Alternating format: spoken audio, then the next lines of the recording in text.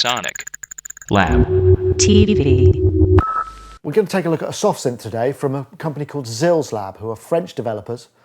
They seem to specialise in making emulations of quite rare and sort of niche synthesizers. Their last one was the EMS VCS3, which, while everybody perhaps knows about it, it's one of the most obscure and perhaps more difficult to use synthesizers.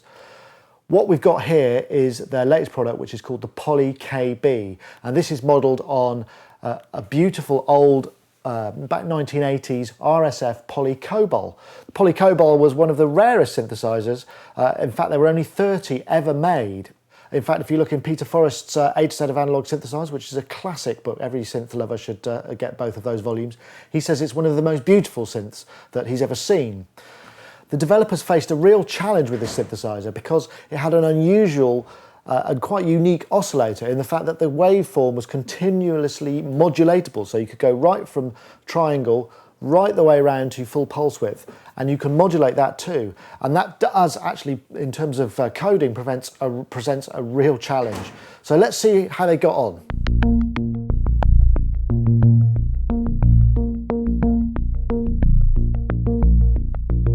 So here's the interface of the PolyKB. It's fairly big. This monitor is 1280 by 1024, and it takes up a good portion of that. It's a dark, foreboding kind of look. Some of the legend is hard to read, particularly up here under the faux cabinet. But let's just see whether or not they've got the waves right. Got a little scope here. I'm going to start off with the triangle wave, then I'm going to move it through to the saw, the double saw, then the saw square blend, then the square pulse width.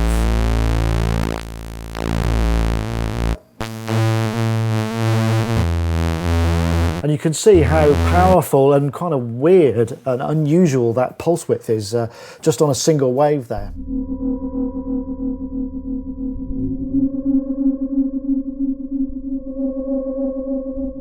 Now, obviously, the next big building block with any synthesizer is going to be your filter. So we'll take a look at the filter. Just play a single voice here. Go to a sawtooth wave. Give you a sweep. It's just very musical. It's hard to. Filters are so objective, but the filter in this just feels very musical. I'll put some resonance on.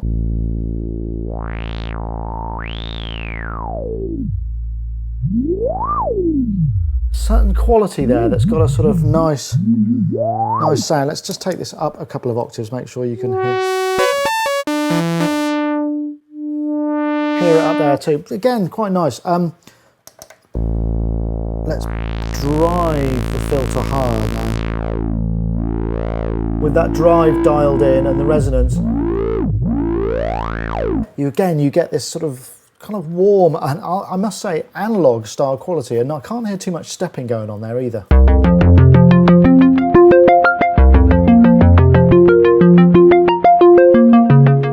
It's probably best, rather than show you just the normal boring stuff like the envelopes and things, I'll show you the things that are a bit unusual, and one of them is the way that the LFO behaves. So you see I've got a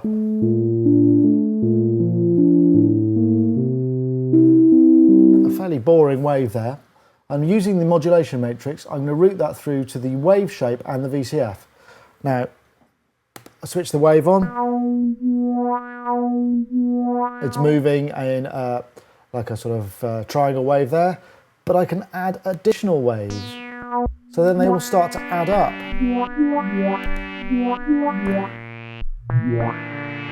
You get some really unusual stuff going on there. So just put a bit of delay on that perhaps.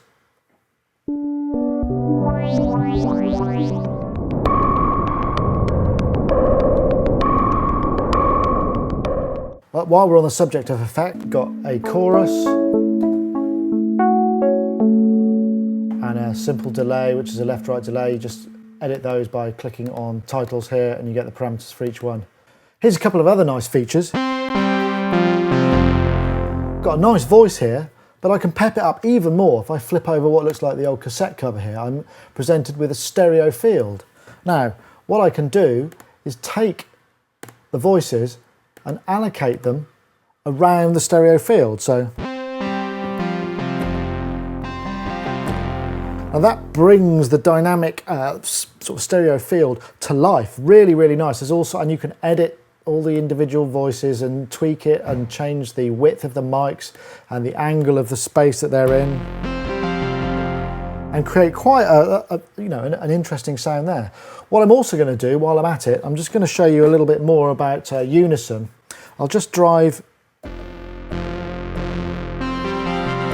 I'm going to drive the filter a little bit just because I really like the sound of it. And I've got these other two menus here which allow me to create all sorts of unisons. I've got unison 2 voice, 4 voice, right up to 6. I'm going to put this up to 4 voice and just hear the difference in the sound of this thing.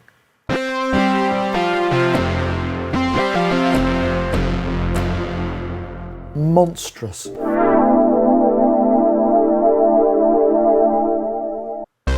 Right, I've got this nice arpeggiator riff.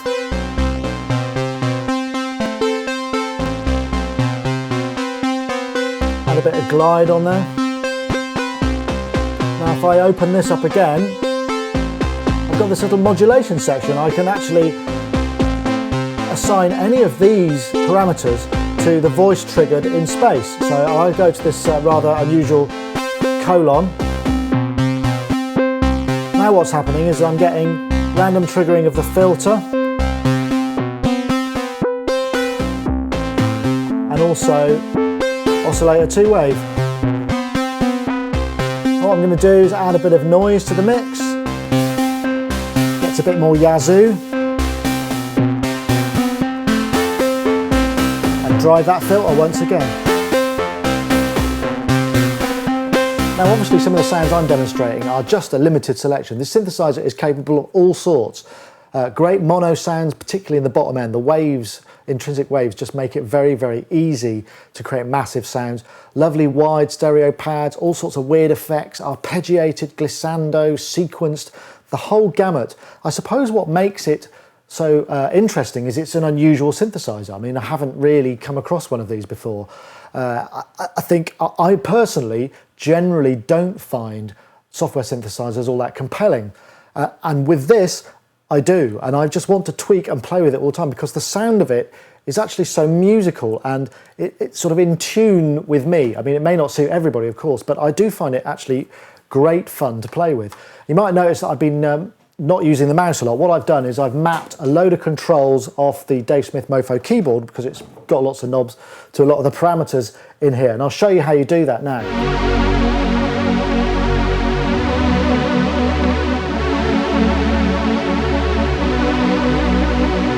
Go to the option menu, open MIDI settings, select the parameter that you want to map it to, press the learn button, tweak the knob, or a shortcut is press Control, Command, Alt, and the parameter's selected and you can just hit learn. One more thing, there's a polyphonic sequencer, can you believe, in this as well. I'll play this quickly.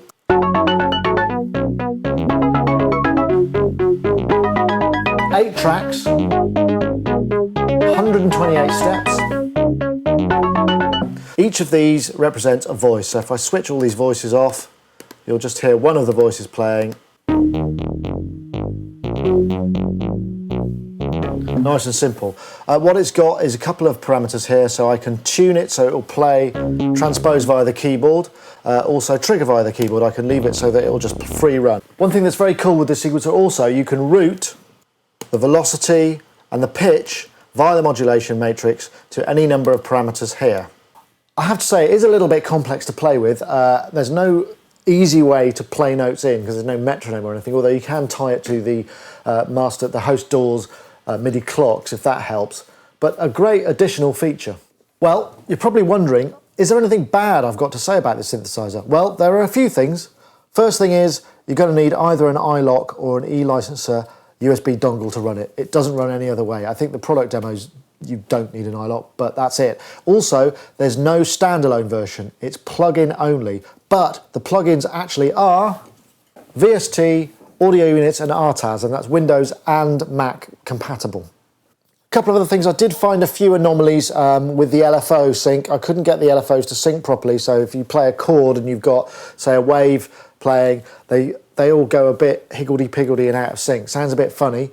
The other thing was no LFO frequency indicators. And to be honest, the interface can be a little bit funky at times, but it's still a very compelling synthesizer, and once you get into it, it's actually fairly straightforward to use.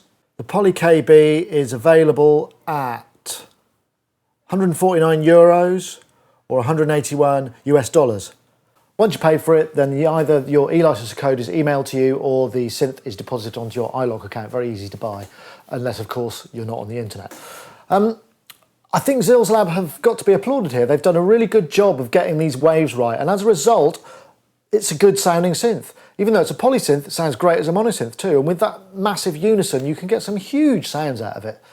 I haven't really got many bad things to say about it. I suppose I could go on a bit about the fact that you can't process external audio with it, or it doesn't run in standalone.